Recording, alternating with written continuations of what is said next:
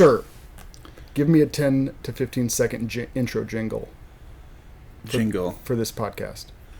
Derek stays a lot in his garage, and sometimes people come over. And here's one of those people. Oh, perfect. I love it. I didn't really have a lot of time to think about it. Yeah, that's good. That's perfect. These are great amenities, by the way. Cold water, lukewarm coffee. Actually, coffee's good. And then big thing of ginger flakes. Ginger chips. Mm-hmm. It's weird. Well, I'm glad the craft services meets your standards. Yeah, they're high. So, hi. I'm Derek. Who are you, and how do we know each other? I'm Shawnessey Cargile, and I was your probation officer for... It could be one day if I got into probation officing and you go in the direction you seem to be headed. No, which is okay. Some people go through rough times. We mostly know each other from you occasionally attending church when you feel guilted. But really more so from playing softball together.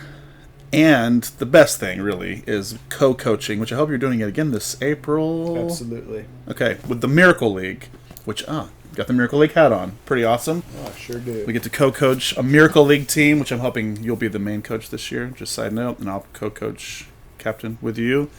And then Big Brother, Big Sister, we're both big brothers. Mm-hmm. So there's actually a lot of connections. And we never hang out. Coffee was tough, yeah. That'll be good for the pie. Must have been some citrus. Yeah. Well, awesome. So I wanted to ask you, it's something I think about with a lot of my friends. How did we meet? Like the first time we met? Most of the time I have no idea, no recollection. Do you? You have no recollection of any of your friends and how you met them? Yes. Like first meeting. How did you and I meet for the first time? Because I don't remember. Well, good. I'm glad to see it. Well, actually, I'm glad to see that I'm no more memorable or less memorable than anyone else. There has to be someone that you're like, oh yeah, I know exactly when we met. Like, when did you meet Jeremy Sharp? It's a mutual friend. No idea. I mean, I remember when I met my wife for the first time. But, that's a good one. Yeah. How did that happen? Where'd you meet her? I was just at some friend's house, and we were hanging out, and she came over to visit one of her friends that I was hanging out with. I'd never met her. And as you know, I'm a pretty big introvert, so I don't normally, especially in like a group setting, I don't like get up. I was like, oh, I had seen her around a little bit, but I didn't really know. So I immediately just got up and like introduced myself, which is not what you do. Really unlike me. Right. Yeah. I normally just like wait for an introduction, or I have some friends that I've never actually like met. We just like faded in. So I'm sure I met our friend Jeremy through Stratton, but I don't remember the first time it was. It's just like some people you just fade into. You never really meet. You're just around, and basically the only person you really know that you met officially was your wife. Again, like a real meeting. I'd have to think about it. I'd have to think about every person individually. So I don't want to say who my next guest will be. I remember the day that I met him. So I'll talk about that on, okay. if this podcast ever starts. This is episode 0, by the way. We're not even counting it as 1. We're not counting it as 1. Because you haven't done anything with it. Correct. So it could become 1 if you do something with it. Yes. So I will, take it through the phases. Lots of phases. Upload it. Yeah, it seems like there's a lot of phases. The phase, like save, upload. Hopefully we hit record. Okay. There's some recording that's taking place. Yeah. So as it gets through the phases, and if it fails, I can say that I never had a failed podcast. Because here's why. I was on a podcast once. I wasn't prepped for it, very similar to how you came in today. Okay, yeah. And I stumbled through the whole thing. I felt super uncomfortable. I don't know why. He came to my house. We just sat down on a couch, much more comfortable than my garage. This is great. I love this garage. And his podcast, my episode never came out, and his podcast was done. Like, I ended his podcast. So it was grand opening, grand closing kind of thing? Or he had already had a podcast going. He had some podcasts But then once you came on... Yeah. Over. He was highlighting local businesses, and the business that he was highlighting, I didn't really realize exactly what was going on until we were into it. And he was going to highlight my photo booth business, but I wasn't really in a mindset to like, I brought that down I moved from Michigan to Tennessee, and I was never really in a mindset to get that going. I had other goals at the time, so like the photo booth wasn't really wasn't something I was trying to market or really had much of a plan for, much to talk about at the time. So we talked. It felt awkward, but I was like, well, at least he has editing. Like maybe he can like change some of the stuff. And the podcast stopped. Never heard my episode, and so this podcast or this 0 episode. Yeah. This is not an official episode. Perfect. No pressure. Yeah. So back to your question. How did we first meet? I'm going to match your energy and say, I don't know. I can't be bothered to remember these things. You weren't significant to me.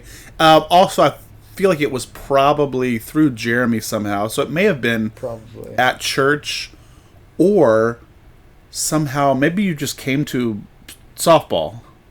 Because we were like having these practices, very loose term, for our co-ed softball league. That could be. I sure do miss that. It was fun. I need softball again, so I will be on much better behavior if I can be on a team, because I miss. You had a little bit of a crappy attitude sometimes. But it's hard to lose every game. We didn't lose. We lost almost every game. I don't remember ever winning a game. Well, not with that attitude. But we won in friendship, didn't we?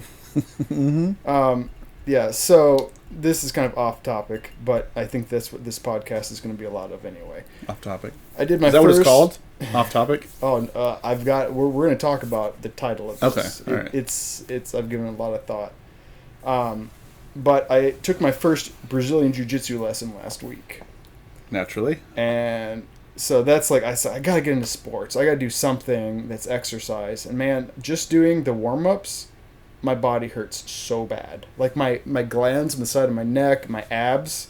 So that was my free lesson. The glands on the side of my neck. What? We had to do like some like crawling things and like, I don't know. I'm probably going to keep going, but I haven't like actually put in my credit card information into the website yet. So I'm going to probably do two days a week. 2 days a week or unlimited is almost like, it's like $20 difference.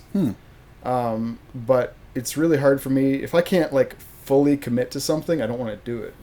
Like, so I need to actually see the schedule and then like try to, even if I did it 1 day a week, because it's not really like softball where if you don't show up, you're letting the team down. It's just like kind of letting myself down, or just not getting the training. So I'm going to try it. I'd like to try it for at least a month. I got to heal up a little bit first before I can go in again. But yeah, that's off topic. Let's get back on schedule. That was interesting. Thank you for telling me that. Yeah. So that's my venture back into a sport since I haven't been in softball for about a year. So what's up with your name? You have a real weird name. Shawnessey Cargile. What's your middle name? Quincy? I bet it's Shamus. Is it Shamus? It's actually both of those. Shawnessey, Quincy, Shamus, Cargile. The third. It's got a nice flow. It's the third for all those two. All those names on the third. Yeah. So are you like from Ireland or Scotland or where does this come from? The family background is Scotland related. Cargile is a Scottish thing. There's some Irish, back in our lineage, but the main thing is a Scotland clan, the Cargile clan, spelled a variety of ways. I think my parents just wanted us to have long names. Do you have siblings? Mm-hmm. I have a sister who's Jacqueline, because there's 10 letters. Mm-hmm. Her name's Kiana, middle name. She goes by Kiana. That's a little different. Shawnessey, 10 letters. What's up with the 10 letters? No clue. Oh. My parents just wanted 10 letters, and they smoked weed. And they did that probably before. They were a little bit of hippies. Not that big into the hippie life, but Shawnessey is not a common name anywhere. I went to Ireland thinking I'm going to go to Ireland. If I tell people my name, they'll be like, oh, yeah, we know. No one knew a Shaughnessy. They knew some O'Shaughnessy's, but even that wasn't that common. How do they pronounce it? Do you like with an accent? O'Shaughnessy. I mean, it wasn't anything different. Or O'Shag-Hennessy. Yeah, that's what I was getting at. So I listened. That's only from Key and Peele. Is it? Well, what's interesting, I listened to the UK Packers podcast. It's an Irishman and he's the main guy, and then he has a regular guy that comes on, his friend, and I forget where he's from. But there's an Irish guy and then a regular guy. Does that mean like non-Irish or? He's not Irish, but he's from that area.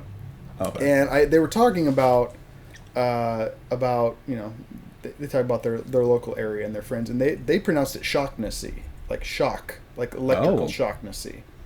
And I think it's the same. I think it was the same word because they used it in some other as a person's name. Yeah. I've never heard that one. There's some various spellings for Shaughnessy or O'Shaughnessy. It's more common as a last name, but I haven't heard of the other one.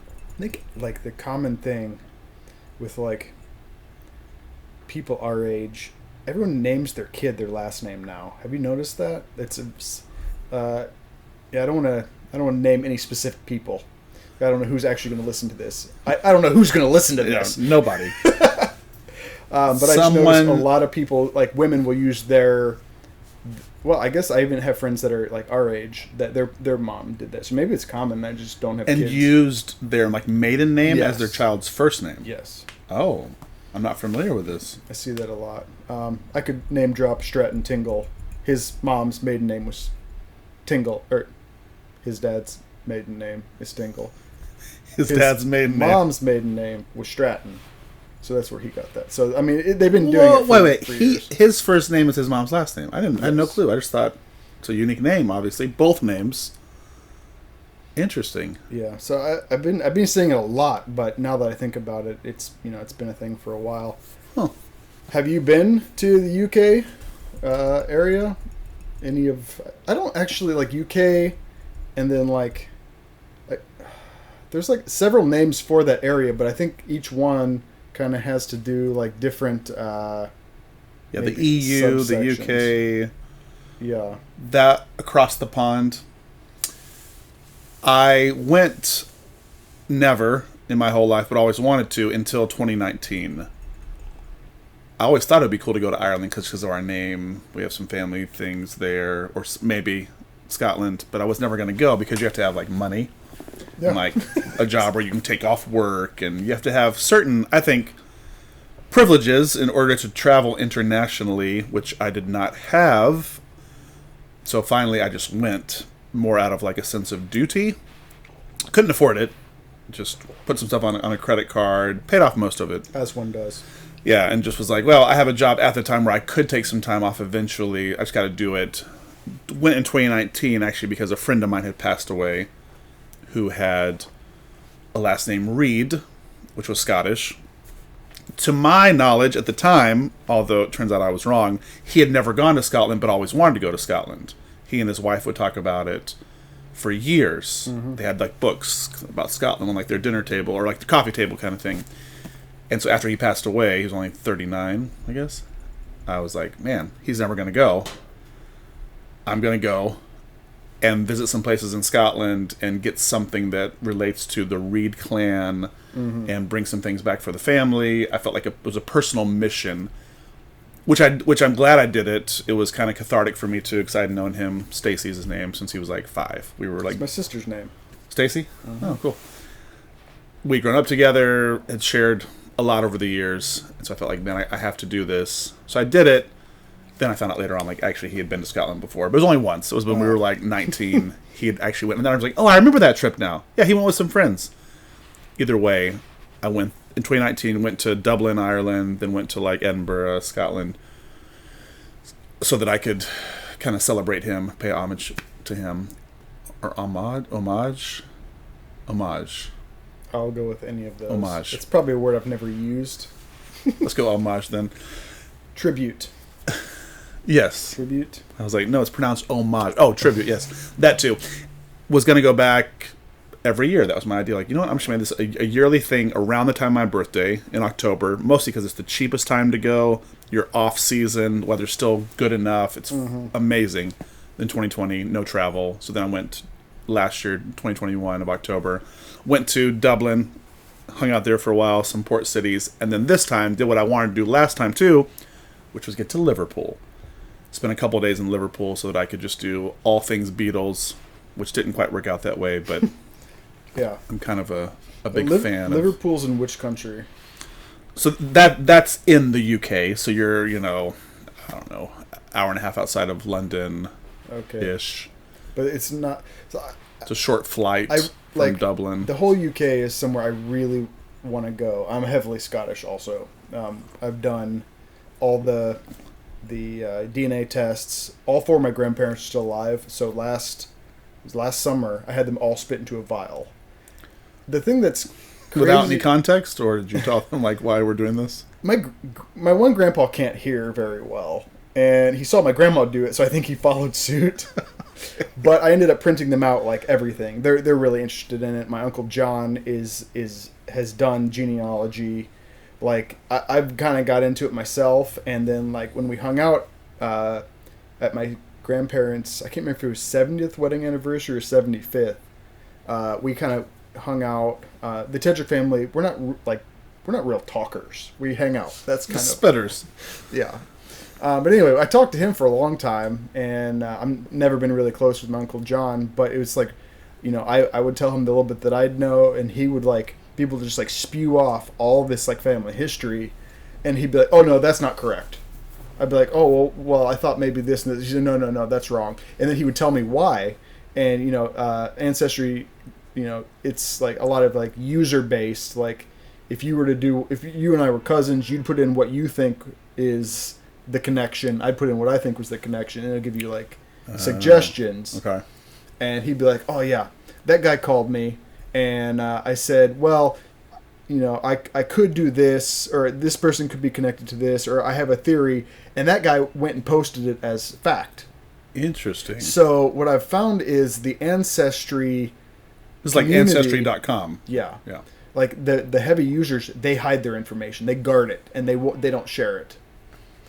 And like one great grandfather was in the Civil War.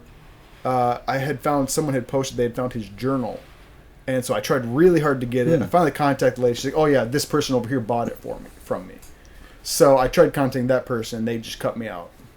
But it's I haven't got real into it, but between like a little bit I've learned from my uncle, and kind of where I got was like back to like 1770.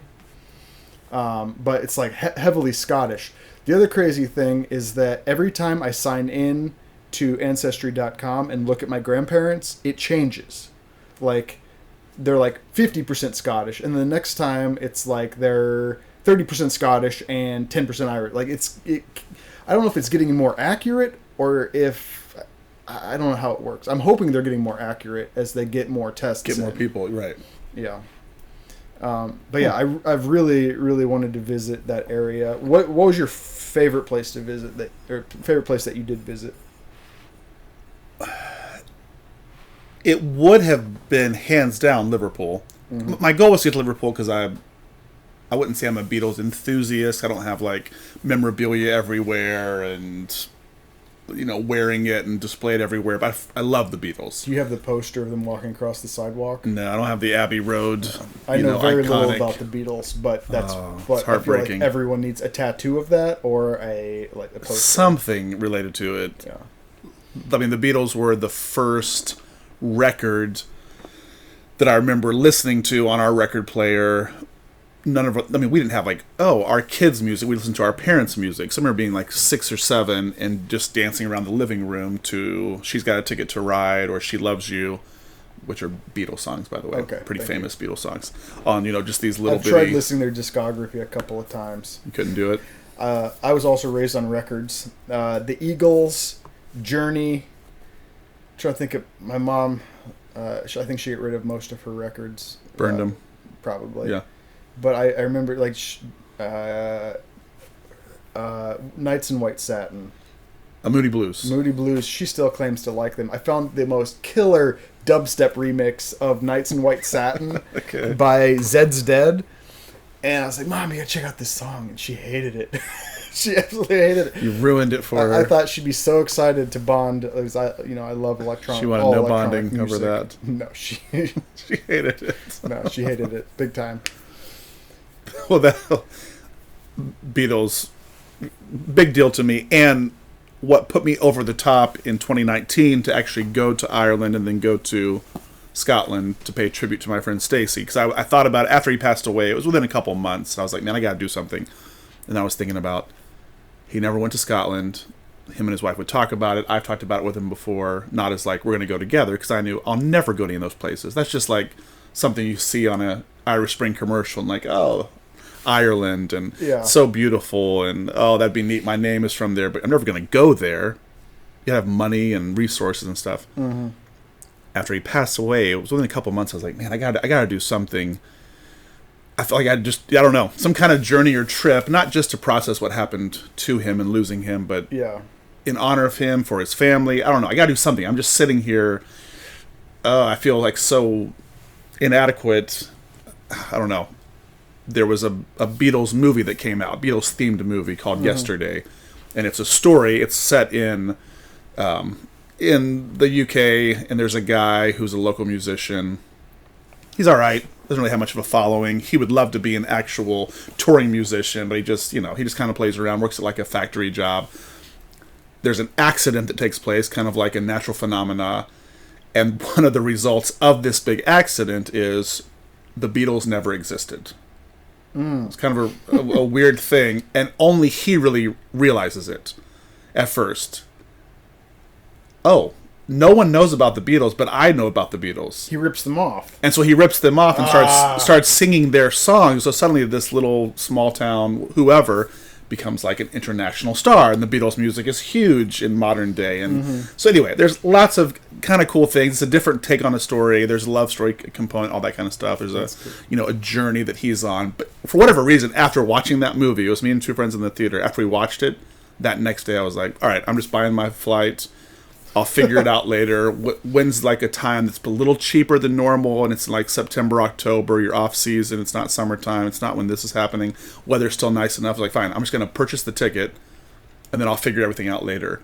And like the linchpin was like watching this Beatles-inspired movie. So now going back in 2021 was like, all right, I have to go to Liverpool then, because that was like the home of the Beatles. That's where they grew up. They have like their homes there. This is where they met. This is where they performed hours and hours and hours and countless shows. In the Cavern Club, I got to go to the Cavern Club and see where they like first formed in 1956 or whatever it was. And so that was a big deal. So that was a great place to go. That was a highlight. And then equally as kind of inspiring and beautiful were some of these little port cities outside of Dublin. So like Howth is one, where it's just like a little small like fishing community, kind of right there on the water. It's touristy because it's only an hour outside of Dublin maybe, but it's just beautiful. The landscape, and you're right by the ocean, and there's these like beautiful golf courses right up against the rocks, and then the ocean's right down below them. And like golf, but you can just kind of walk through. Invented in Ireland? I think Scotland was where it first started. But yeah, I mean, right there.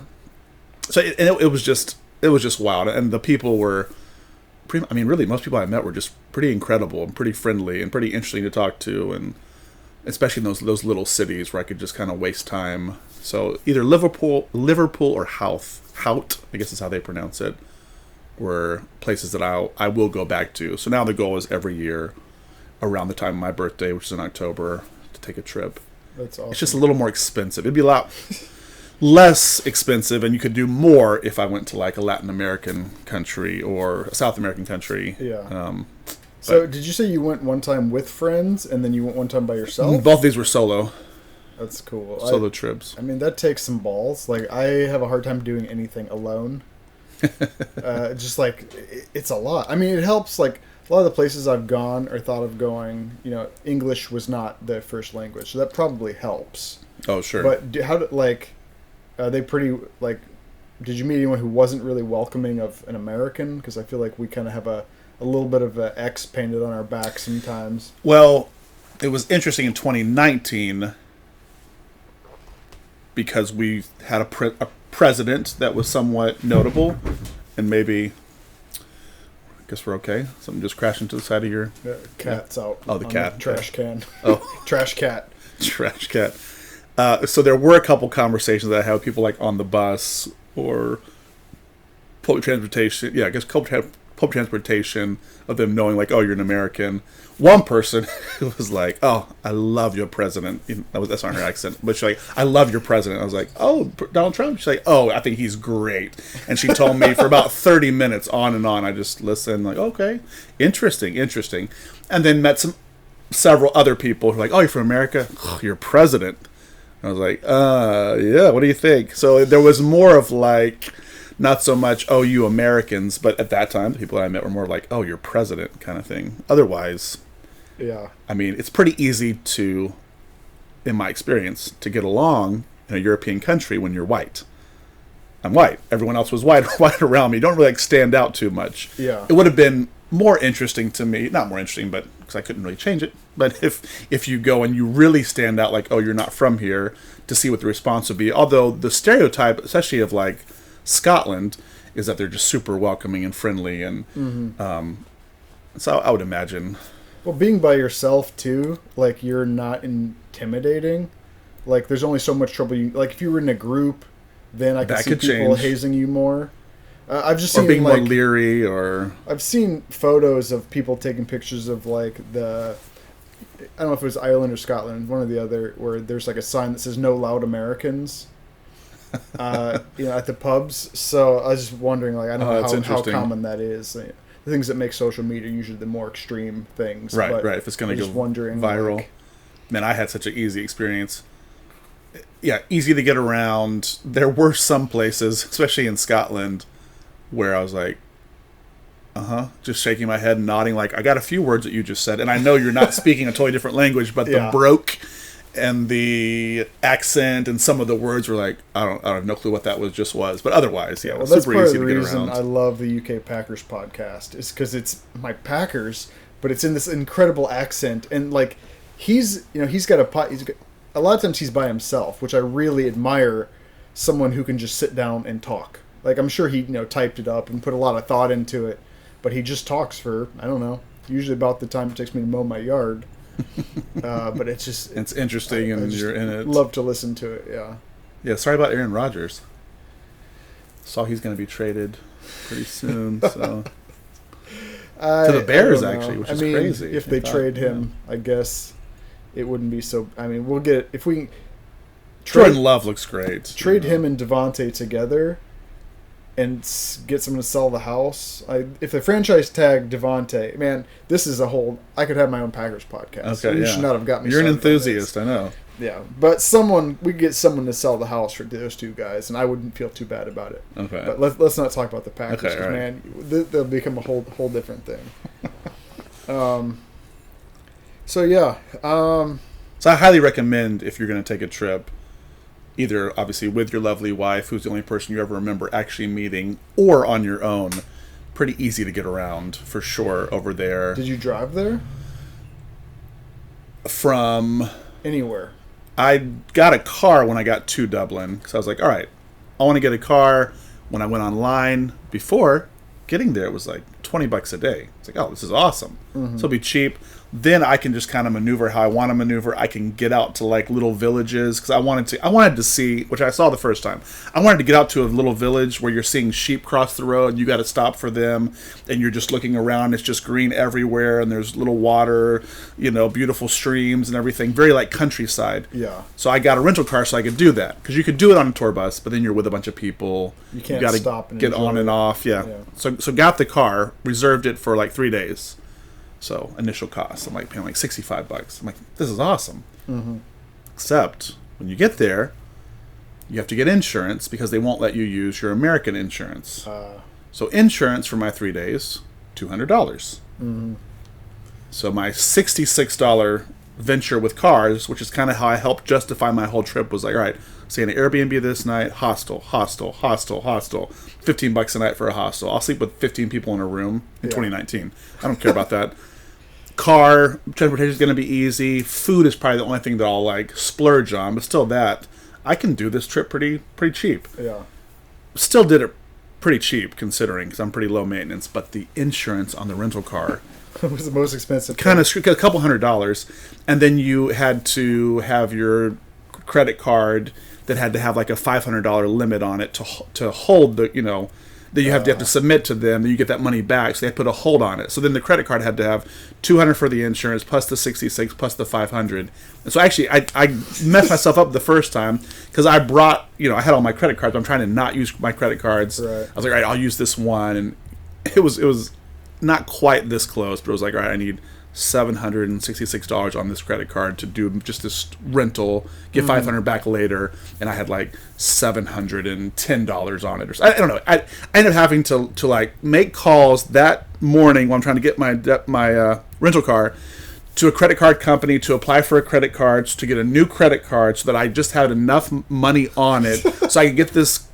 So I did not do my research well enough, and then ironically enough, forgot about it 2 years later when I went back to Ireland, and I reserved a rental car for a couple of days, paid like $15 a day, and then when I get there to the counter to like pay out the whole thing, they're like, "All right, insurance," and I'm like, "Oh no, I'll decline." They're like, "No, I mean you have to have insurance." I was like, "Well, I'll use mine." They're like, "We can't." And I'm like, "Oh, that's right, I remember. We can't use American insurance. I'm gonna have to pay $220 this time to get their insurance, and I don't want." All that to say, it is pretty awesome to have a car, at least for a day or two, because then you can just get out. But you can do everything with public transportation. But it was nice to get out into like this countryside area called Sally's Gap, which is what it was called. There's no power lines anywhere for like miles that I was driving. There's no signs. It's just rolling green hills. You're on a street that's paved, but it's so narrow because these roads are some of the oldest ones. So the houses are already built and land was kind of already like partitioned off for this narrow of a road because it was like buggies. So then as that countryside got modernized, some things changed, but they didn't necessarily like widen the roads. Right. And most of the cars are super little. That's something I've always wondered about, actually. I watch one of my very favorite TV shows is called Salvage Hunters, and it's this guy in Wales who travels around to all these like castles and like manors, or like sometimes he goes to like interior salvage stores and buys from them, but he's from Wales. And every time I'm watching it, he's in it like a box truck. And what I just assume is, maybe you can answer this for me, is like, are all the roads one ways, or do you have to try to figure out how to get around people? Because the roads, I've noticed the roads are so narrow. So narrow. Especially with that box truck. I was like, I assume that everything is a one-way there. I wonder if the box truck was like what we think, width of a box truck, or because the cars, like any rental that you get, super small, super narrow. The cars I would see out super narrow because the roads were already built. Like the infrastructure was built in most of these areas, you know, centuries ago, where you're just using like buggies, and then everything was, you know, built out, and so they didn't just like come in and like tear down everything and widen all the roads and then put houses back up or whatever it was. I don't know all the history of it, but I learned enough to see like, oh, this is why everything is so much smaller and narrower. Not because the people are smaller by any means, but because the structure was already there, you know, from centuries ago, which is pretty fascinating. So there was not a ton of it didn't feel like, man, I'm just on one ways all the time. It was just like, oh man, I'm on the left side of the road and the road is really narrow, but my car is actually really small, so I guess I'm all right. And everything was stick shift. Yeah, well, that was one thing I was going to ask you is, had you ever driven on the left side of the road before, and how'd that go? No, it was terrible at first. The car that I had for like 10 years is a manual. So I'm used to a manual, but now it's on the other side. So instead of shifting with my right hand, you're shifting with your left hand. So sitting on the left, now I'm sitting on the right, but driving on the left. I mean, it just throws you all off. And think about that. Yeah, there's a ton of roundabouts. So many roundabouts, especially when you're like, I mean, in Dublin, not like in the heart of the city, but just you get a little bit outside. Right. You're going through roundabouts everywhere. Going into like these little port cities to get there, you're going through roundabouts. Getting into those little smaller villages, cities, roundabouts. So then it's just a constant reminder of like, stay left, stay left, stay left, stay left, stay on the left, merge to the left, everything stay left, which was really nerve-wracking the first day to a certain degree, but I knew it. I knew that's what I was going to be experiencing. What I didn't realize was that with my phone, I couldn't get directions. So it wasn't so bad manual with your left hand instead of the right hand, left side of the road, like those kind of things. All right, I can get that. But I had no flipping clue where I was or where to get to where I needed to go. And my phone wouldn't work. So I was like, well, what? I mean, I know phones work in different countries now, so I'm trying to figure out why won't mine work. Mm-hmm. And, I got to do roaming. I'm going to get roaming charged, so I'll just flip over to roaming. And then roaming didn't work, and nothing worked. And so now that's where it became very frustrating, because now I'm going through these roundabouts 2 or 3 times. Yeah. The same roundabout. So I'm like, how do I get back here? But I can't do anything. So now I'm trying to call, but I can't make phone calls because my service. So I have to go find Wi-Fi. So eventually I found like some place where I could get Wi-Fi, public Wi-Fi, to then call. And then it was just like a simple like, oh yeah, go to this settings and slide this over, and now you'll be charged $10 a day for international, but you use your plan just like normal. That's not bad. Through AT&T. So like, okay. But for a couple hours of just driving around, incredibly angry. I drove on the opposite side in Bahamas. And I think that's the only time I've done it. And I was visiting a girl there, not romantically, just happened to go and spend some time with some family, girl I went to college with. And I mean, it was fine. It was like no highways. It was just like, regular, like small streets. And everything was fine, but she was like screaming the whole time because she didn't think I was going to turn where I was supposed to turn, or like... She was more nervous about it. She was afraid of my driving, and I mean, it would have been fine. But like, I don't know. She freaked me out. That was the only problem I had on driving. But other than that, I've never driven on the opposite side of the road. See, that's another advantage of going solo on these trips, because then if I'm screwing up or making mistakes, it's just me mad at myself. Yeah, no one else is being impacted as bad. Well, that sounds awesome. That's definitely a place I want to visit. We were going to go to Ukraine in September. That's been a plan. I have a friend that goes there all the time. And so I was like, man, it looks beautiful there. So I was planning on going in September. I'm not going to go there now, probably. Yeah, I can see that not happening. All the war happening right now. All right, well, we're only a little bit through the list of things that I want to talk about. So you have an agenda. I have a bit of an agenda, and we're about, I don't know, 30 or 40 minutes in probably, and we're about 10% into what I want to talk about. Perfect. So we haven't even hit the meat. So let's move on. Okay, I have a ton more questions I'd like to ask you, but the last question is, what's up with your name? That led us into some good stuff. Which is what I expected, But like, I want to ask one more question about you. I think might be a fun question to ask, if I have more guests. And I want to ask, who are you? And the reason I want to ask this is because I never know the answer to this question. Do you have people ask you, like, no, that's your job, or no, that's what your hobby? Like, have you ever been asked this question? Like, what is the right answer to this question? No, but who are you? I think that's a great question that people should ask their friends, just that they already spend time with. Just like, hey, who are you? How would you define yourself, or whatever? It's just an interesting conversation. I only hear that come up in like job interviews, but it's usually like, tell me about yourself. So we used to prep people when I worked for Goodwill back in the day here in Chattanooga. Job training program, in particular for people with disabilities. And one of the job training program aspects was like resume and dress for success and interview skills. Mm-hmm. One of the questions almost always going to be asked, no matter what the job is, typically is, tell me about yourself. And so we were trying to get people to figure out, like, how do you answer that? Do you have to say, like, tell me about yourself? Well, I was recently divorced, single dad of 3, alcoholic, drink a lot. Do you air all of your personal things? Maybe some that's considered dirty laundry, some that's just life circumstances. Is that what people want when they say, tell me about yourself? Is it the total opposite? We're like, tell me about yourself. Oh, I'm awesome. People love me. I always get raises, and I'm usually the best in everything I do. Like, do I brag to an extreme? Like, how do I say, I hate the question. It gives me so much anxiety, and it's like, no, that's your job. No, that's this. What context do you usually hear it in, or have you heard it in? I don't even know exactly when I've been asked it, but it's just, or like, I know I've been asked it on, maybe it was interviews, or like, maybe like, like maybe some school things where it was like, if I had to like meet with, I don't know, like a counselor or like a teacher or something, where they're like, no. Like, I've never known what the right answer to that is. I just didn't know if you had a unique answer. We don't need to spend a lot of time on it. I just wanted to see, like, I don't know. Well, it's more a question about getting to know you a little bit. I went through a time period, probably shortly after college, there for a handful of years, where maybe that question was coming up in job interviews, or someone would be like,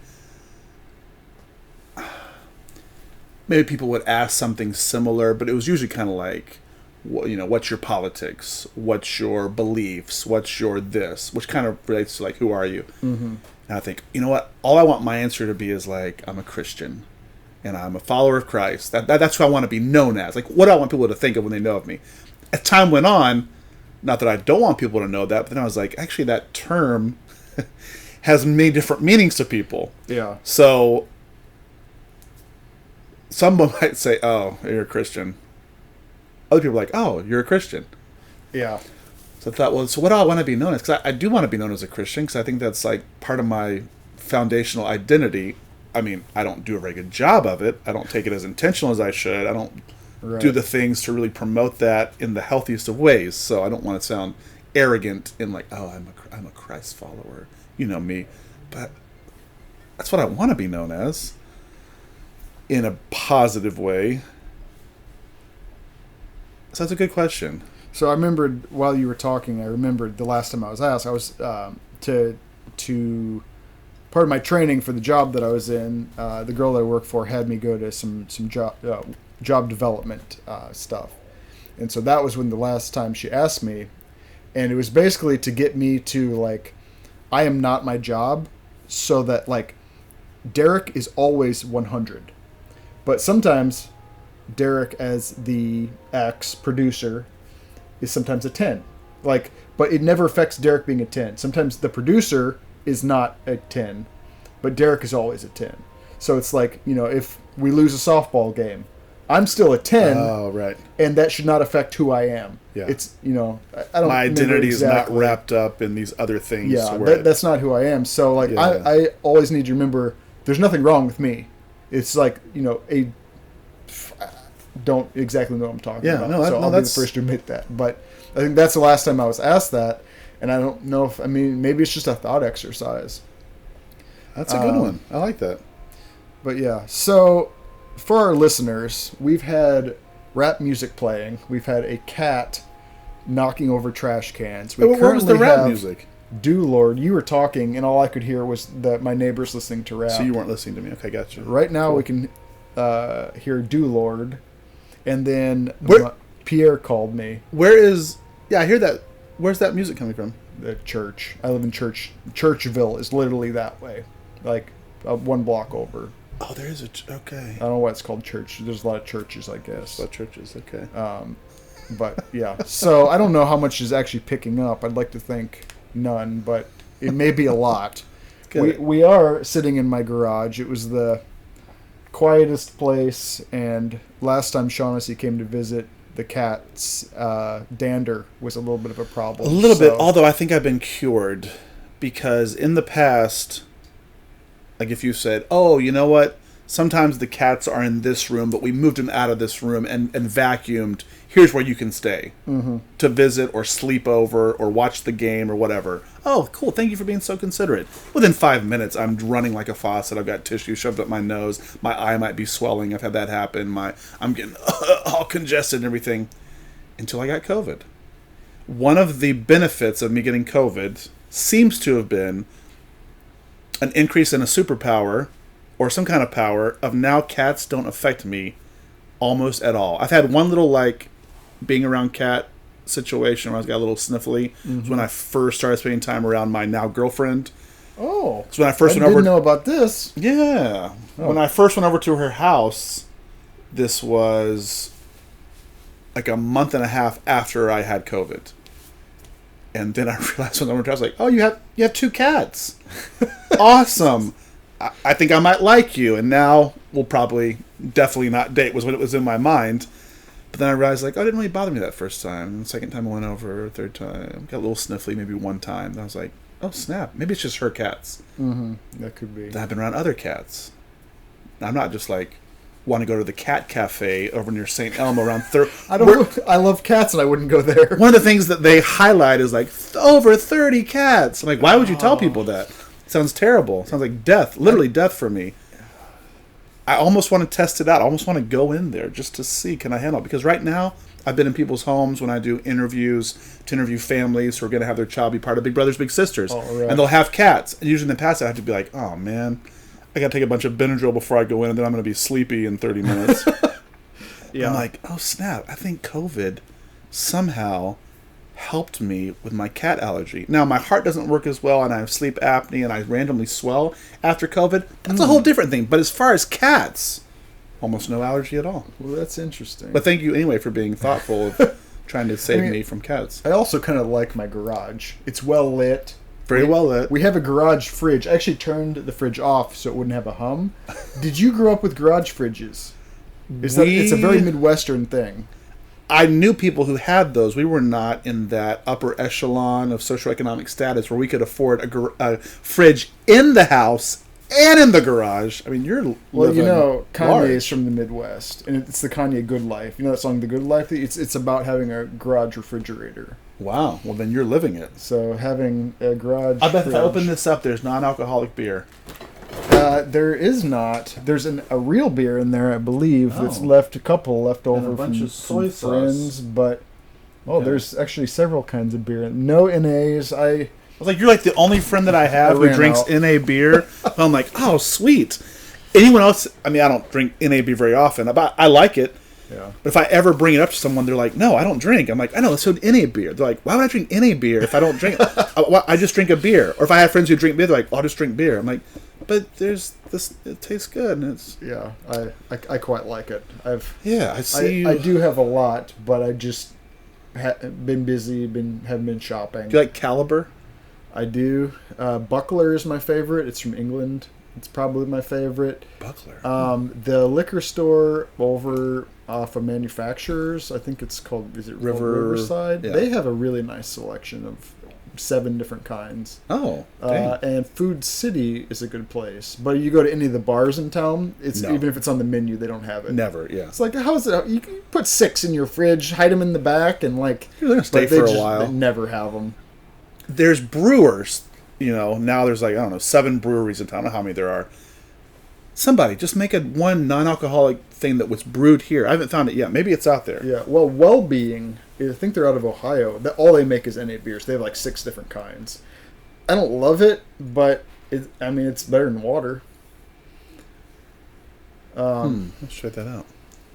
Yeah. So, I'd like to talk about I want to have people on this podcast that I admire. One thing I really admire about you is how involved you are. Like, you and I think we both love kids. Mm-hmm. It's interesting that neither one of us have kids. That's probably why we enjoy being around kids. That could be. One thing I admire about you, and I want to ask you a little bit more about what you do, is so I know at one point you were dyeing your beard purple. Epilepsy Foundation? Is that where you were working? Mm-hmm. And you no longer work there? No longer work there. But started that... Well, first off, I would dye, hair on top of my head purple, but I don't grow it very well. It grows in patches, and for some people, they can pull that look off. For me, it makes me feel like I hate myself. So I shave my head, but I was like, I have a beard. When I started working for the Epilepsy Foundation in 2014... purple is a color related to epilepsy. I was like, for epilepsy awareness, I could do this not only because it's my job, and now I've met people through our support group who have epilepsy. Now I go to schools at that time, do presentations, do trainings on seizure awareness, and meet kids who have it. So in honor of them, but I also have friends. And then the longer I worked for the foundation, I realized I had more friends, and even some family members who had epilepsy who I'd never known. They wouldn't talk about it. Mm-hmm. And so one way to just kind of honor them on a somewhat regular basis and a conversation starter was to dye my beard purple. Then in particular, I was doing it in November, which is National Epilepsy Awareness Month. So I'll dye it purple for that. When people ask or they comment, I can say, oh, actually, did you know 1 in 50 children have epilepsy? And some outgrow it, some don't. Here's triggers, here's why it's so common, here's what it looks like. And it was just an easy conversation to kind of get into it. And so that kind of became the thing. And hoping maybe one day the Lord will give me hair, like real hair. And I can dye it, but no, I'm still bald. It's probably the purple beard. Probably would. It's a little less. It's a little more common nowadays. So I bet if you were to do it again, less people would ask you about it. Common is purple beard. You see a lot of purple bearded I see people. Colored. Any colored hair, bright colors. When I was a kid, I would want to do things like dye my hair, temporary or permanent, like red or something, and it was like, you get suspended from school for doing that. Now you see old ladies in the supermarket with like bright blue hair, purple hair, whatever color, and it's just like you don't even think about it anymore. We're just becoming more and more into was it not the Capitol? Have you watched Hunger Games? Like we're just turning into Hunger Games. People from the Capitol. Everywhere you go, it's people with bright things. But so now. You are with Big Brothers Big Sisters. What is your job title there? It is Enrollment and Matching Specialist. That's cool. Which, in a nutshell, is interviewing volunteers who have signed up to be Big Brothers or Big Sisters. Once they go through a lot of background checks and fingerprinting and online training, it's a process. You've gone through it. You told me a couple times, like, dude, do you want volunteers? I'm like, no, we do. You're almost done. I mean, you were joking, but also like, wow, this is a lot. So after people go through all that, then we set up the interview part. That's where I get to come in, do the interview to kind of find out what's really going to fit this person's life, their time that they have, their personality, their background, their preferences. And how can we match them up in a mentor role with a child? Then I get to interview children and their family, their parent, their guardian, same kind of thing, and then try to make matches, which was pretty cool because we made a match with you, and it went pretty well, and then your little brother moved to Atlanta. Yeah, disappeared on me. Oh, man, that was... My favorite thing about the interview process, and I understand, like, we've talked about it since and why it is, but the funny thing is, like, what age and ethnicity would you like? And I'm just thinking, like... I want a 11-year-old Asian boy. Like I said I don't care, and sounds I didn't. Weird, right? But it's like I can get really specific, which is I think is a red flag. Like I really want a 10-year-old. He could be 11, maybe 12, but he has to look 10. Okay, well that would sound weird. Now okay, that's weird when you say it out loud. Yes, some of it when you get real specific, or when we go through so many things. It could seem odd. It seemed odd at first, especially for me, because I'd done this twice before. In 1999, in 2009, and then again in 2020. So 3 times I've been a volunteer for Big Brother Big Sister. Vastly different process all those different times. I'm pretty sure in 1999 I went to the Big Brother Big Sisters for that location. Like walked in the door. I'd like to volunteer. Fill out this form, which is like a 1-sheeter. They asked me a few questions. Probably had to do something for a background check, and that was. I'm fairly certain that was it. Everything I did was like that day. I guess I had to like put down some references, obviously. Right. But it wasn't. I'm pretty sure I was matched up with Gerald. Within a week or something. In 2009. Okay, they came to my house. And like did like a walkthrough because your kid might come over and visit. In 99, they could spend the night after you got to know each other. In 2009, I don't remember because I never had Carlos come over and like spend the night or whatever. But they did a home visit. There was a training I had to go through. Maybe watch some videos. Yeah. There was an application. Anyway, it was shorter. Now it's like 3 times as long to do all this stuff. Now it's much more specific. In part because if in the interview, and this just happened recently. Interviewed a big sister, and so we get to the part of your preferences. Now, these were questions that weren't asked in 09 or in 99. Preferences like, hey, how do you feel about being matched with a little who's of a different religion? Most people are like, oh, that's fine with me, whatever. Mm-hmm. Some people are like, though, I'd prefer a Christian because that's my background. That's what I'll know best. Yeah. Or someone might say, well, I prefer Christian, but as long as someone's not trying to convert me, I'm fine with it. Okay, cool. Yeah. What about sexual orientation? Some parents are like, oh, if there's a volunteer who wants to spend time with my kid, I don't care if they're gay or straight. I just want my kid to be like respected and taken care of. Cool. Mm-hmm. Some people are like, I don't know, that makes me feel uncomfortable, or I'm okay with it. I don't think my son would understand. I think it would be confusing for him or just make him feel uncomfortable. Right. No problem. Let's know that now. Mm-hmm. So some of those preferences, so then you get to age. If someone knows like they don't connect well with teenagers, but they don't have experience there, well then all right, what's a better age range? So if someone's like 9, just 9, I only want to be matched with a 9-year-old. Why is that? Tell me more. That's exactly what I was thinking. And so I had somebody who said, hey, actually 9 years old would be the best because though, and so this reason made sense, this is going to be a family match. So it's a husband and wife who are the bigs. Right. They have 2 kids.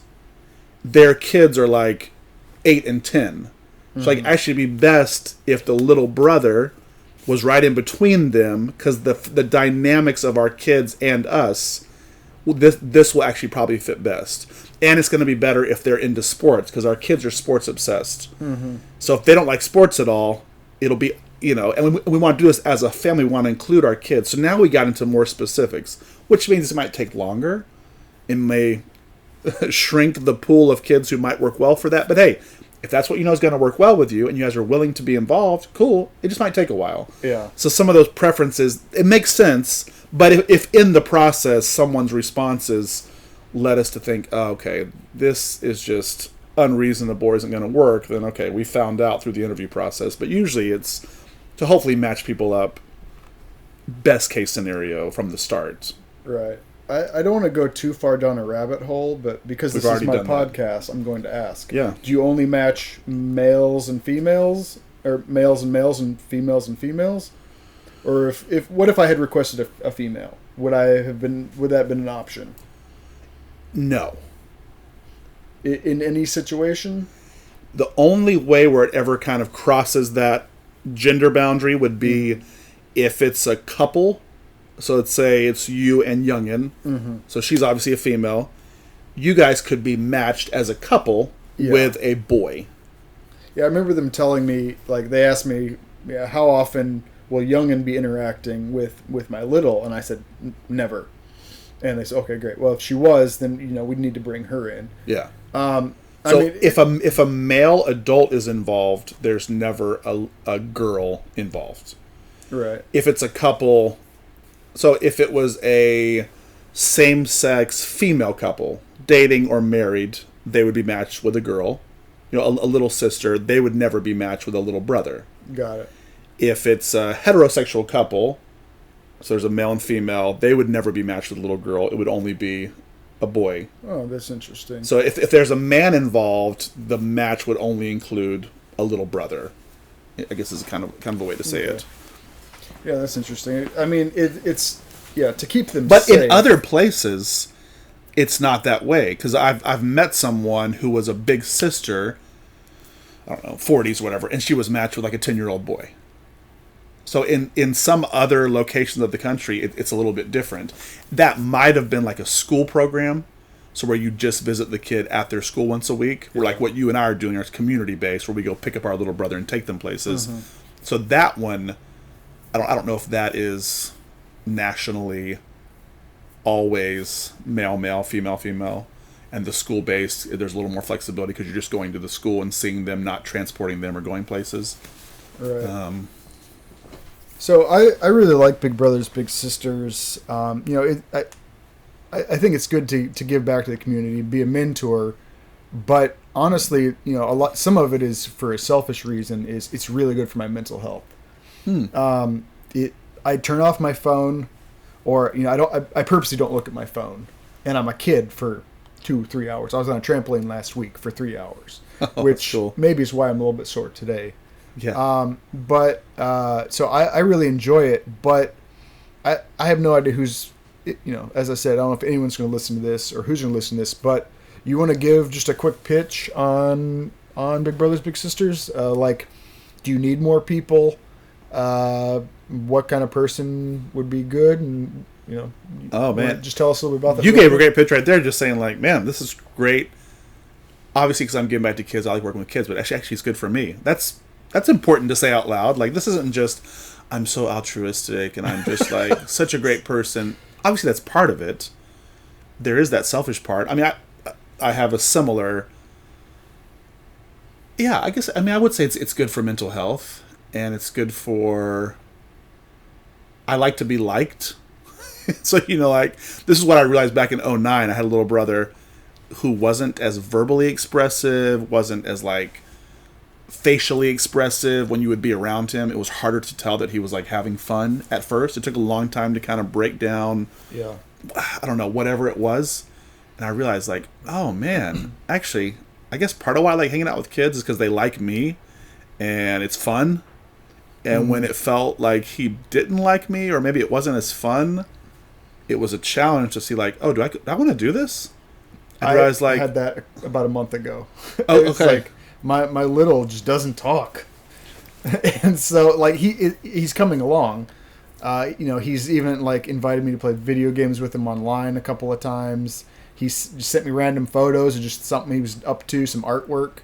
But for a while, it's like I don't like. Yes, I'm funding this thing, and it's fun. I just don't think he cares if I'm there or not. Right. We're finally starting to get there, but yeah, I didn't mean to interrupt. Sorry. No, It's just, similar kind of thing. And here, you're, I don't know how old you seem to him, but you're like a pretty young guy. And you have like a mohawk at certain times, and you wear a hat backwards. I mean, you don't look like a grandpa. So it's not like, well, we don't connect very well because our generations are just so different. And I don't like you like sports, you're going to go to the jump park. Like, you're doing things that someone might think, oh, well, that person is a volunteer working with kids because they're cool, or the kid might think they're cool, or they're into video games, or they're into this. With all that stuff, you're like, dude doesn't want to talk. I don't even know if he's having fun. So none of that stuff matters to a certain degree. yeah. The kid takes a longer time to warm up. Some kids, it doesn't matter how cool or TikTok dance worthy you are. That kid just wants to have a person around. I just interviewed a kid recently who I could just tell, oh, dude, it doesn't matter that it's me and I have experience with kids. This kid's going to open up and talk the head off of any adult male who he feels comfortable with. It doesn't matter. And as long as we can do the things that he likes, he's probably going to feel comfortable. Yeah. So it's so different. That's why we have volunteers as young as 20 and as old as like 74 and all in between. And someone is going to connect with a kid no matter where they're on that spectrum. So we always need volunteers. But that could come in one-on-one set, like what you and I do. I have a little brother, you have a little brother. We hang out one-on-one. Then I have a couple who's retired, husband and wife, and they got matched up with two brothers from the same family, and they all do things together. That's cool. And for the brothers at work, they don't mind being around each other. Some kids would be like, I don't want to hang with my own sibling anymore. But they're like, no, we like that. And our dad isn't around anymore. And I guess they don't have maybe connection with their grandparents as easily. Mm-hmm.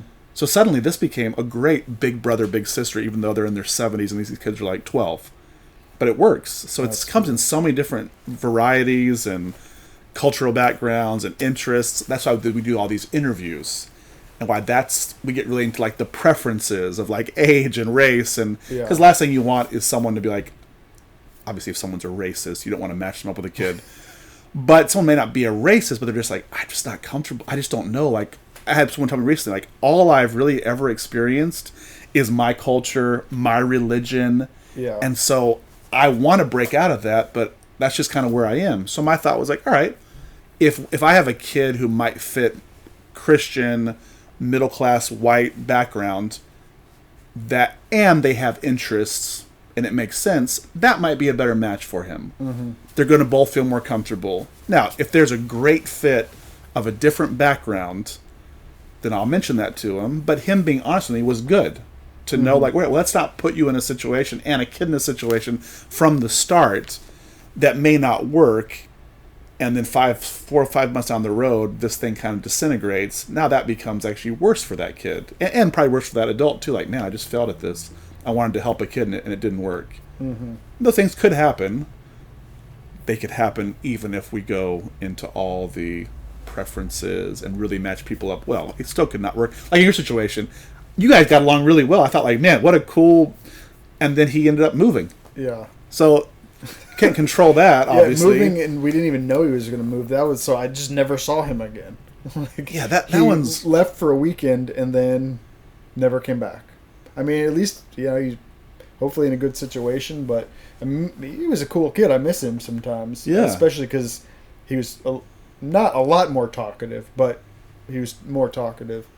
Yeah. And then one time, this is just like a cool little plug for Big Brothers Big Sisters. We went to a place. Big Brothers Big Sisters has partnerships with a lot of local entertainment places, the bowling alley or Rock City or whatever. I'm not going to name the bowling alley that we went to. It was not partnered, but we went there because I just wanted to go there. And we got there, and I had never been there before, and I have anxiety problems. So sometimes I get anxiety, like small anxiety about certain things. So like I'm always afraid I'm going to do something wrong. So we get there, and I try to we get our shoes, and I try to give her the credit card, and the girl just kind of like waves me, and I'm like, oh, okay, we must pay when we're done. So we went, we did our bowling, we got food, I paid the waitress, and then I went to pay for bowling, and the girl waves me on. And what I realized is she knew what was happening. Like she was aware, I had an African-American little brother, and I'm not African-American. So, like, clearly, they're like she could see what the dynamic was. She said, okay, they're probably not from the same family. Yeah. This is something different. So, she gave me like a little wink. And so as we're walking out the door, I told my little, I was like, she thought you were cute, so she let us bowl for free. And he just thought that was great. So that was pretty cool. So the community, and maybe she was a little at one point. Yeah. Or, she knew something like, it was a mentor. She could see it was a mentor thing. So that was pretty cool. How many... Interesting. How many littles are out there in Chattanooga, right now, that are unmatched, do you think? Kind of in this area. So if you think of like downtown Chattanooga, Brainerd, Hickson, maybe kind of that circle, that bowl, there's probably 40. I would say roughly, maybe 35 to 40, mostly little brothers, couple little sisters in that realm who are needing to be matched up with a big, or with a couple, or with, two bigs, but some type of... Is that a lot, or is that kind of normal? Because I suppose you're continually getting littles and looking for bigs. Yeah, it slows down at times and then kind of speeds back up. My alarm to remind me to go back to work soon. I didn't even set one of those. Yes. This episode sponsored by Pathfinder Films. Yes. So you're just on the clock. It's for Pathfinders, for a good purpose. At times, I mean, at one point it was like 60 kids, and most all were little brothers, and some had been waiting for 2 years or more. It's like, holy cow! And so some got matched, thankfully. Some we thought we had a match, but then couldn't get a hold of the family because things had changed, numbers had changed, they've moved. So right now, kind of more in that 35 is definitely lower than normal, but you're still like, oh man, we got some kids on there that have been waiting for over a year, and like, I want to get those kids matched as soon as possible, but there's some volunteers, but there's not enough. There's never enough male volunteers. Never enough male volunteers. So that's why these boys wait for so long, which is, just part of it. And I need to pee. All right. So I'm just going to say that on air. Let's take a little... So let's take like a little pee break. We have 2 bathrooms, and I also could do that. What if we went to separate ones? I think that's a good idea. Okay. All right, I'm going to just hit unrecord. Love them. All right, we're back. Okay. Part 2, maybe part 1, and we'll do part 2 later. Thanks for letting me go to a separate bathroom than you two. That was... Yeah, I hope you washed your hands. I sure did. Oh, damn. Okay, so the whole reason I actually had you here, we're finally getting to. Like, I enjoyed, talking and letting my non-existent audience get to know you. But really, the reason I have you here, and this is episode 0. Is this mid-level marketing scheme or something? Multi-level marketing? What is it? MLM? Okay. Yes, I really want you to buy in. So, sweet. You'll need, we got to stay on task now. Right. We got to get back. I want to hear about you have a podcast, and the whole reason I had you here, the largest reason I had you here, is because you have a podcast or had a podcast. Yes. Okay. have it, and have been kind of inconsistent the last month or so, but technically, yeah. And it's called The Normal Life. The Normal Life. I feel like some of our themes are going to be the same. You... Meaning just random, scatterbrained... I've listened... I'll be honest, I don't listen to a lot of podcasts. I have listened to a episode of yours. Oh, thanks. That's cool. Maybe 2. Oh, but I don't listen to a lot of... I mean... Yeah, I don't listen to a lot of podcasts. Most friends I have would not dare listen to I love podcasts. I like listening to them. I just don't have the time a lot of times. If I'm traveling, I love to. But anyway, so the reason I had you here is because I want to get your advice. So episode 0, as we said, if this fails, I can say that I have never failed the podcast because this is not the official first episode, technically. It's a clever mind trick that you're doing. Yes. Yeah. So I wanted to ask you kind of about your experience and your advice on making a podcast, because that'd be a great way to experiment, see if I like it, and go from there. So I have a list of questions we'll go through. So what is your podcast about, and how's your listenership? Is that a word? It's now a word. Okay. Which is a great thing if you have a podcast. You can just make stuff up. Artistic license. Yeah, because once you put it out there, however you put it out there, it becomes public record. And so basically it's no, that's a word. I found it on this guy's website. So listenership. What was the question? Oh, what is the podcast about? It's basically a podcast about nothing. So it's kind of modeled after my life, which is basically loosely modeled after Seinfeld. Okay. Perfect. I always loved Seinfeld. Way better than Friends, by the way. Yes. I realized the older I got why I liked Seinfeld, because Seinfeld was just life. Was just actual life. Yes. Which is so bizarre and random and quirky, and I think especially if you are associated to any kind of niche community. So both of us growing up, Seventh-day Adventist, I'm still connected, you're a bad Adventist. But you have that niche kind of weird group or smaller group, or you have cultural norms within that group that might be a little different than the culture around you. Sometimes they match up. It's not as weird as it might sound. We're not a cult. Hashtag not a cult. But so you just meet, I think, interesting people because of that. And that's like a Seinfeld episode at time. So the Normal Life podcast was not taken from the inspiration of Seinfeld, but basically Normal Life is just fascinating in general. Like a Seinfeld episode. Mm-hmm. You don't have to be well, this episode is about when I went to Dublin and traveled for my friend because he had died and I wanted to pay tribute. That could sound like an epic story, but most everything we talk about is just regular everyday stuff, or experiences from school, or went to summer camp, or went to visit a friend down the street, or there's just so much richness within all those kind of interactions. So the idea was even the most normal, mundane life can be rich and interesting because it's stories and it's people. And when those bigger things came up, okay, great too, let's talk about that. That was the idea. It's just going to be the random stuff, mostly that my friend Jason and I have shared, that we just thought were kind of funny or interesting or quirky, or wait, that's so random to happen. Let's just reshare those stories. And that was kind of fun for a while. And then kind of took a little bit of break for that because it was kind of hard to get both of us on the same schedule, and I'd have to go to his house to do it, which was okay because he has a little son, he's married, I'm a little more fluid, I can kind of drive back and forth. So it's still working, but it became a little bit inconvenient. Then everything happened in the summer of 2020. Mm-hmm. That served as kind of a springboard to say, let's get back into doing this. And so we still want to focus on things we had before, but now let's just talk a little bit more about the things that we're already talking about, which are things like the protests and things like George Floyd and things like coronavirus and the vaccine and things that people are just talking about. Mm-hmm. Those are interesting current topics. Events. Yeah, so you got a little more into that. So now we're those things still come up, but then it kind of got back into just all right, the normal, mundane that's still beautiful and rich. Well, so I love that you're saying this, because I'm actually going to go off script and skip to something I was going to talk about later. Perfect. And I want to tell you what I think. I'm going to tell you what I think the podcast's name is going to be. It's going to be this. Okay.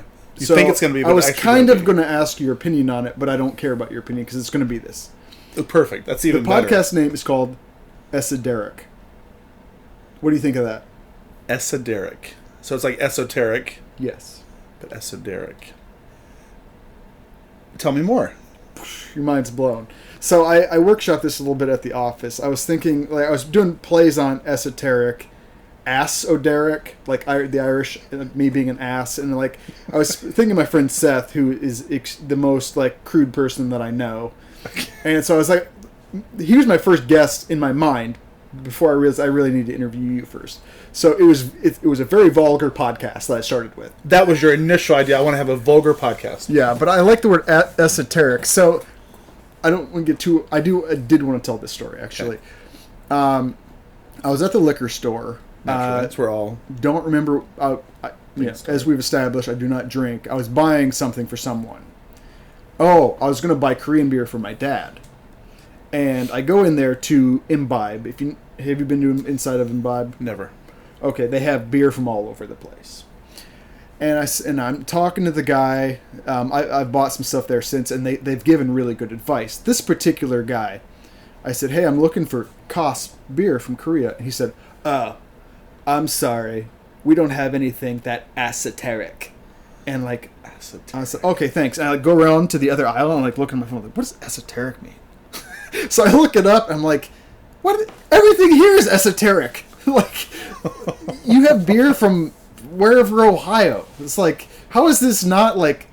I mean, you don't have anything that esoteric. It's the Budweiser of Korea. That's why I wanted to get it from my dad. Okay. So I learned what that word was. Another thing, end of that story. Another thing that we may get to at some point is recently you pointed something out to me and said that I'm neurotic. Oh, yeah. I didn't know what that meant. At first, I was offended. I look it up. I'm like, oh, yeah, that's me. Totally. So when I mentioned to you, you're actually like, jerk? It's like, what is this guy calling? How dare you? Neurotic? I don't know what that means. Like, okay. I know what it means now. I'm like, yeah, okay, yeah. So I've actually viewed myself through the lens of neurotic now. And I realize, yes, I am. I mean, neurotic. You're not like to the level of like neurosis of like. I overthink things. But you are a little neurotic, yeah. And I go down some rabbit holes of thought that keep me from, doing some things. And maybe it's part of like feeds into my. Which is wild because anxiety. You must think about tons of stuff because you do a crap ton of stuff all the time in so many different forms, and then don't do a lot of things because you get into your head. So there's a lot going on in your head. I overthink things sometimes. Yeah. But other stuff you just do. So it's crazy. I had some other avenues we may go down where I bring up again you letting me know I'm neurotic. But so let's keep moving. So esoteric. Esoteric. I own esoteric.com. You've already. Oh yes. Okay. That's why I said I'm going to ask your opinion on it, but I don't care because right. You already got it. Yeah. And I thought off topic would be esoteric, good. But with a D. I was going to do ESO and then spell my name correctly, DEREK, but I didn't want to go that far. I wanted it to be very clear. Which DEREK is actually misspelling Derek, but I see what you're saying. Incorrect. Yeah. But keep going. So the normal life. What's your listenership like? Your audience. Listenership? Easily 12s of 13s every week. Yeah. Do you have not many? Like, but very valuable people, very very important people. It was kind of interesting. It started off. I was like, oh, this is pretty cool. Just the fact that anybody would listen, because mostly we did this for an excuse for Jason and I to hang out at least once a week. Mm-hmm. So here's a good friend of mine. He lives not that far, 25 minutes away. That's not far enough away to be like, oh, I'm not going to see you very often. No, like we're close friends. Sometimes we hang out a lot more than others. But if we had a weekly commitment that we had to do, then that's good. This would be an excuse for us to hang out, share some stories. If someone thought it was interesting, cool. Maybe we could use those stories in this podcast thing to reconnect with old friends, former classmates, former students, and it's turned into that. So at first, it was pretty cool because we did this and some people listened. And you could tell, like, oh, hey, we had 300 listens within the last 2 weeks of this first episode. Mm-hmm. Man, that's crazy someone would even listen. But I was like, but actually, it's pretty good. We're pretty funny. Pretty interesting stories. People should listen. And then the next episode, kind of a couple hundred people listening or, listens within that week. I'm like, I'm not going to be on, like, Apple Podcast Top 10, but that's just cool. Mm-hmm. And then as the weeks went on, it got shrunk and shrunk and shrunk. So, on average, though, there's probably about 50 listeners. Like, you think there's regular 50 people listening? Yeah, probably about 50. Well, I think our podcasts are going to be a lot alike. Who is your intended audience? Did you think about that at all, or you're just doing it for yourself and we'll see what happens? Yeah, and just kind of see listens, because This American Life, one of my favorite podcasts, I had listened to an episode. This is, I don't know, early 2019 probably, or maybe late 2018 even. Listened to this podcast episode, and it was about two friends who were in a journey of sobriety. Mm-hmm. They started a podcast. Not even to promote sobriety or to be like a self-help. They just had this in common, and just as an excuse to kind of spend time with each other, they were going to start a podcast talking about the times when they got drunk. So it was a weird thing for people who were on the path to sobriety and had like, I don't know, a year or two at that time under their belt. Right. So they weren't like, last weekend we went out, but it was just they had sharing some practice. Yeah, but it was sharing old stories, mostly like just about when we got drunk. How crazy was that? After a few weeks, though, noticed actually we're getting some listens to this. People are like listening to this. Mm-hmm. How did they even find it? We don't even know. And it was very primitive, like recording purposes. And the guy had like a fish tank that you could hear in the background that was almost louder than the microphone that they're using to talk through. Yeah. So it wasn't even that polished. It was just going to share some stories about being drunk. Mm-hmm. And then a few months down the road, realized like, oh, snap, we have like 1,000 people who listen to this now. And people are finding us. Now people are even like getting a hold of us to say, hey, this podcast means a lot. And then they had a friend of theirs who was struggling with sobriety who would call in. Mm-hmm. And now they would talk to him a little bit about his ups and downs.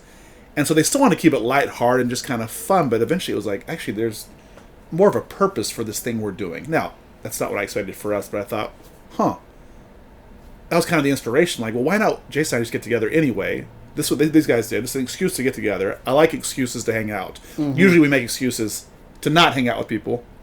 Yeah. Sometimes they're valid, other times they're just an excuse. So let's make an excuse to hang out. And then maybe if there's a byproduct of something being positive, great. So we're not just doing it for ourselves. We expect someone will listen, but not expecting much. Very low expectations. That's kind of where I'm at. Like everything you said reminds me of something my dad has said that I think is funny. There's an ass for every seat. So like, if you make it, I find that like if you make it, you'll be surprised how many people will gravitate to that, or like will find you and like, yeah, I get this thing. I get what you're doing. Okay. So yeah, I think that's kind of what I'm thinking for my podcast is like I'm gonna make it for my friends of friends, acquaintances. I've got a lot of ideas of people, my friends, interview, just hang out with people, friends, maybe even sit down with some people I don't like, and I'll tell them I don't like them. And I think that would be interesting. That would be more of the esoteric. Some point down the road, I want to interview myself. It'll just be me talking to myself, interviewing myself, just... So it'll be like a Thursday. Yes, just exactly. Normal, yeah. So your podcast is still going, more or less. Yeah. You have a co-host named Jason. Is his last name Tucker? Foster, but he works for / with his cousin, whose last name is Tucker. What is... And they have a lawn care business named Tucker Landscaping. So Tucker, it's not Jason. It's someone from that went to the well. Tucky Tucker is his... I think I went to school with his sister. That's what I was asking. Oh, with Heather, yes. Yeah. Up in Michigan. Andrews, yeah. Okay. More off topic. Okay. But... should be a good secondary name. So when you started, you knew what your podcast was about. It was about just, sharing some stories. Storytelling, yeah. Some of it felt really esoteric and just like super Adventist. Like you're talking about your summer camp days. And I was like, yawn. But it's like... I used to work for this lady. I don't know how. I just I haven't thought about this woman since then. You don't know how you worked for her? No. She was a friend of someone, but she was SDA. She stayed away from Adventist as far as she could, and it reminded me. By the way, SDA. Yes, reminded me of that particular part of your podcast. She's like, all Adventists had to talk about is high school and summer camp. And like when you were talking about that, I thought of this lady. That's so funny. That is kind of a shared experience of a lot because it's such a small community and a lot of people end up working at a summer camp. Yeah. So one of the things about this podcast, I was going to talk about later and talk about now. I want to be honest. It's probably a good idea. I want to be a little unfiltered where, some of the things I think about and say may be a little offensive, but I want to be super honest. I want to just I thought of that thing. I'm going to tell you that thing. Okay. So yeah, we'll see how that goes. Interesting, yeah. Is there any awkward honesty you want to just tell me right now about myself or about you or? I mean, I've already got that out. Okay, you kind of already said like yawn on that episode, so that was honest. Appreciate that. I listened to it. You listened to it, though. Yeah, you pushed through. But as I was listening to your podcast, I thought of that later. Yawning, so I guess it's not technically the first time I've thought of her since working for her. What'd you do for her? What was the job? Yard work or something. I was still in Michigan. Blame Michigan. So, I guess a question about your audience. Who do you want your audience to be now? Besides, like, you hope you pick up some randos, but like it's still kind of just, is it just for your one of the most random was, I'm trying to think of where Jeremy is obsessed with. Finland. So one of the most random things was Christmas of 2020. Mm-hmm. There was an episode in particular, the week before Christmas or something. But it was Christmassy themed. I don't know, it was like, what tradition did you have as a kid? Or what did your family do? Something like that. And maybe because of the way that I hashtagged it on SoundCloud, which is the main platform we use, something stood out. All I know is, I checked the next day after I posted. I was like, I see what our SoundCloud stats are. And it was like, 256 listens or whatever. I was like, well, we just posted this yesterday. This never happens in a day. I'm like, what the heck? And then you can go and it shows you the listener. So this listener has listened 5 times in the last week. This listener, usually it's just like listener 0439. Sometimes it's actually a person's name. You can tell it's actually a real person. Sometimes it has a name. You click on it. You can tell, like, this is a bot. Who knows I don't know how this works, but then you have cities, then you have countries. Mm-hmm. So it's kind of cool to see where are people from. So I go and click on it, and of the 256 listens, it was like 212. Like 90% of them were from Finland. It's like, what? What? Where did this take out? Wait, what? So I'm looking at, what other hashtags did I use? Like Merry Christmas, gifts, family. I don't know what I used, but that was a very random thing. What's been cool and what I would hope would be more motivating to us, because we kind of like fall off every now and then and don't do it every week, is it's been really, I hope, overall beneficial for everyone involved to reconnect with people. Mm-hmm. So there's been a handful of former students, either from when I was a task force worker, I was like 19 or 20, working at a high school. I was just in college myself, and I was working in the chaplain's office. This was at a Sunday Adventist school. And so here's some kids, at that time, they were 14 or 15, obviously adults, only a few years younger than me now. They're like, hey, I listened to your podcast the other day. That was cool, blah, blah, blah. Oh, wow. What are you up to? What do you have, so cool to connect.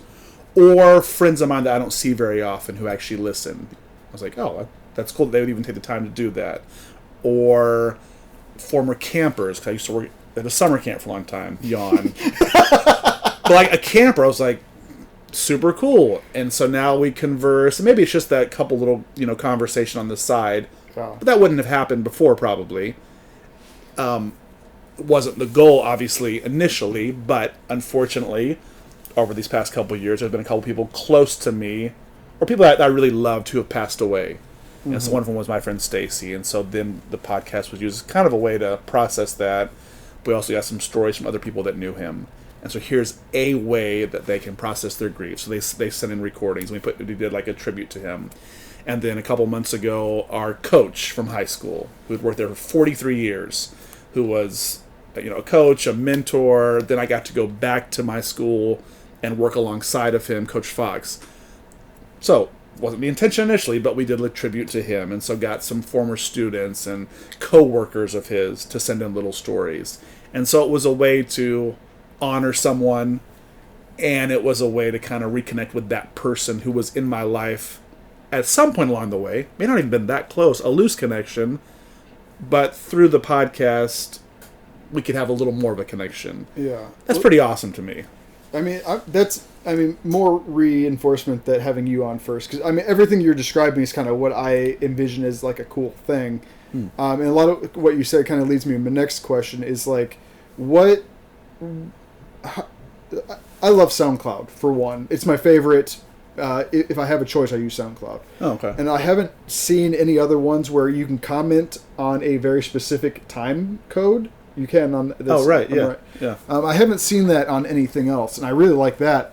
But what I like and you can tell me like what you know about it, I guess, is like I want to invite interaction, and I've even thought about doing some of these live on YouTube or something. Oh, yeah. That way at the end I can take questions, or like we're telling a good story, someone be like, hey, talk about that one time we did this. Oh, that's so cool. Yeah. I've thought about that, but my question is like, what's been the best way to interact with your listeners? It would be fun to do live, like some friends of ours, friends of Jason and I, they do a live podcast like every other Tuesday night. They go Facebook Live. So they do it there, and people like chime in. They'll kind of respond in real time. Then they record the audio and then post it every week too. I was like, man, that's pretty cool. I kind of like to do that because it'd just be fun just to see. Jason and I have not been successful doing the live version of it. So it's been through like SoundCloud. And then just having people contact us. Usually it's like through social media, like, hey, I just listened to last week and I thought this was pretty funny. Or like, I heard this, you sound like an idiot. Or I heard this, Jason was totally right. There's a couple jerk former students who will contact me to be like, Jason's right about this. And so I just delete them and block them from social media, basically. Well, I don't need that kind of negativity in my life. But no, so it's mostly through like those things. But then, yeah, the little comments on SoundCloud are kind of interesting. But what all platforms are you on?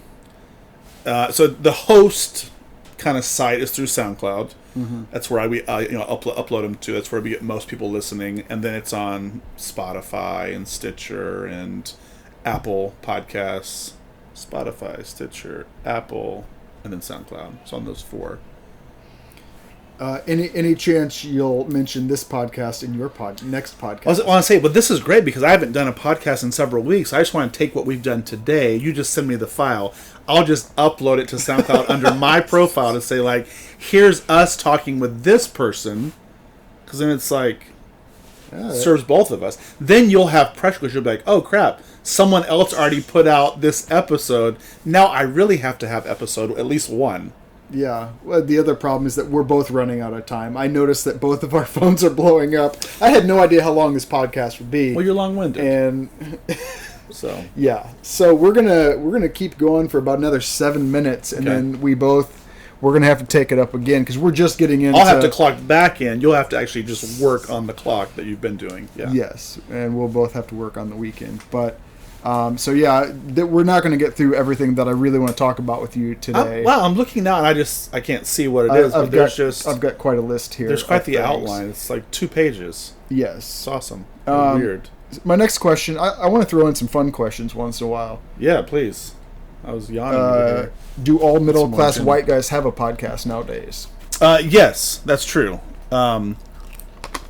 They're not very good, but everyone feels compelled to have one. I've listened to a lot that aren't good at all. I think that's a lot of the reason why for a long time, I'd never have a podcast. Everyone's got one. Yeah. But now that it's kind of, not as cool, I think I'll give it a try. Wait, now that everyone's doing it, like, I guess I'll do it now. Yeah, now that it's winding down. It's more expected. Have you made any podcast mistakes? Or like anything you wish you hadn't? Nope. Like nothing, like what's the one thing you wish you had done differently or hadn't done in making the Normal Life podcast? Not included Jason, because he's so independable. It's hard to depend on him. No, it would be to stick to what kept us motivated at first. Was like, hey, rain or shine, one way or another, every Wednesday we're going to put out an episode. So that meant we have to hang out, no matter what it is. So we went through a stretch there. It was like, all right, we're going to do a Zoom call then, and we'll take that Zoom recording and I'll upload it. So if we can't be face-to-face, we'll do Zoom. And that worked out fine. It didn't sound as good. And we had a pretty good run. I was like, all right, I feel good about this because there's a commitment. We got to do it. Mm-hmm. Even if it's a little short thing, it's got to happen. That was just a good thing for me to like stay motivated. And so we've kind of fallen off a couple times. So I regret that because I'm like, no, I should have just kept doing it no matter what. And if we can't do it both together, well, fine. I'm committed to it, so I'll do something. So I've done that. But I wish we'd been more on top of it. And that's probably it. Because over time, it's been fun. We've had, like, guests, which basically just friends of ours. Mm-hmm. But friends who can bring on a different perspective. A couple times it was just storytelling. Just tell us a funny story. But then especially after 2020, the summer there, then we were bringing, like, a friend of ours who we go to church with who's a black police officer in the South. Mm. That's pretty notable, especially notable in June of 2020. Yeah. Who was actually working some of the protests as a police officer. So it's fascinating to bring in a friend like that and just ask, like, what's it like? What's your experience? Tell us a story. Mm-hmm.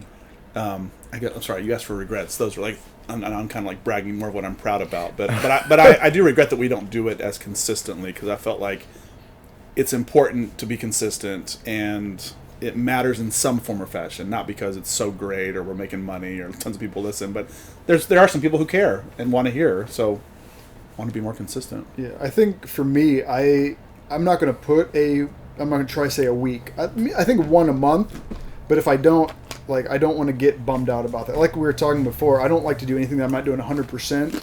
And I know if I have this hard plan and once a week, I'm going to burn myself out. Right. So I don't want to do that. So, maybe as often as I have time for, and one a month might be fine for me. I'd put some pressure on it a little bit. I mean, if it's once a month, it's fine. Yeah. First Tuesday of every month. And then tell people about it. Yeah. So that you're like, I got to do this. How do you advertise for the normal life? We just did it through Facebook. Initially, it was just, hey, we're going to do this. We made a little video. I mostly did that to pressure Jason so he'd feel guilty if we didn't do it. Mm-hmm. And it worked for a little while. I think he did feel guilty. Now it's kind of worn off. Well, we're finally actually reaching the end of one of my lists. And I might even just skip a few, but real briefly for this question, I guess, do you find podcasting therapeutic? Oh, during the summer 2020, yes. Especially because of everything that was happening. Having a weekly commitment, not to we're going to research and tell people what's going on and what the truth is. No, but just processing these ideas of racial injustice and lockdown and masks or not masks, or the stress and anxiety of being secluded or isolation, or having a set time to talk about that with somebody, with Jason, actually was kind of therapeutic, because they kind of almost helped compartmentalize it to a certain degree. So some of those things were stressful all the time, or kind of weighing heavily, or you felt conflicted about. I didn't need to go off on social media about it all the time, or bring it up in every conversation I had with people. Right. If it came up, it came up. But I knew okay, Jason and I, we're going to talk about it, so I can kind of have energy devoted to it at this time. And then because we were sharing that in that official way, it opened up so many more conversations, even between he and I, that were not having before, of deeper topics. I've never felt like our relationship wasn't full of depth, but it opened up so many more important topics, and now we're talking about them more often in a very open, raw, transparent way. Well, For me, that was actually therapeutic in a variety of ways. Mm-hmm. What do you... We've kind of talked about it a little bit, but I'd like to dig in a little deeper. What do you have... Do you have any advice for, listener retention? Or have you thought about listener retention? Okay, how do I get a guy to listen to my podcast? And how do I keep them coming back? Is it just advertising? Or, what do you... have you... How has your listener retention been? And what do you do to keep people coming back? Well, kind of, I guess, subjective, since it's such a small group that is just cool that they're listening anyway. But when we're doing it every week on Wednesday, for instance, when it was that kind of thing, then people, that's what I do. I have a handful of podcasts that I listen to every week. I know exactly what day they come out. So in particular, I'm going to it on that day. If I miss that day, I'm checking back on it later. But I know when they come out, and there's always going to be one there. Some of the ones, if they don't come out every week, or if it's not a new episode, then I kind of forget about it after a couple weeks. So to me, consistency, and then just talking about things that we can actually talk about.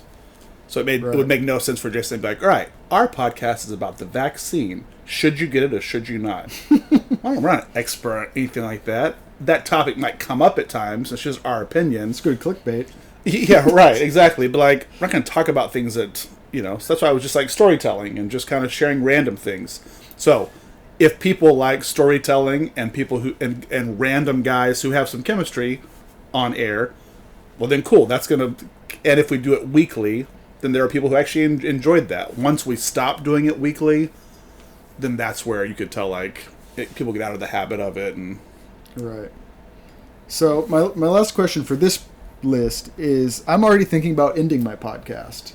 I think you should. So if you were to end the normal life, what would be the most epic way to end a podcast? Like, I'm already beginning to end it. This podcast hasn't even started yet. Okay. But if you were to end it, if I were to end mine, like, how do you end? Is there a way to end a podcast? Have you thought about that at all? In an actual good way? Yeah. Not just like, oh yeah, we just stopped recording. I mean, yeah, you don't just stop. Like, I'm just wondering, like, if I ever wanted to stop, how would I do that? Include some aspect of public humiliation for yourself or someone you love. Yes. And or make it something like, if we raise this much money, we'll shut down our podcast. And then you're raising money for a good cause, hopefully. Maybe not the human fund, which is what George did back in the Seinfeld days, which was actually just a way to raise money for himself. It was actually very selfish, and it didn't work out. And there's no such thing as the human fund. Actually, there is, though, because I looked it up. There was, it's defunct now, a human fund in Chattanooga, Tennessee. Oh. Some smart aleck Seinfeld fans started their own nonprofit called the Human Fund here. I don't think it runs anymore.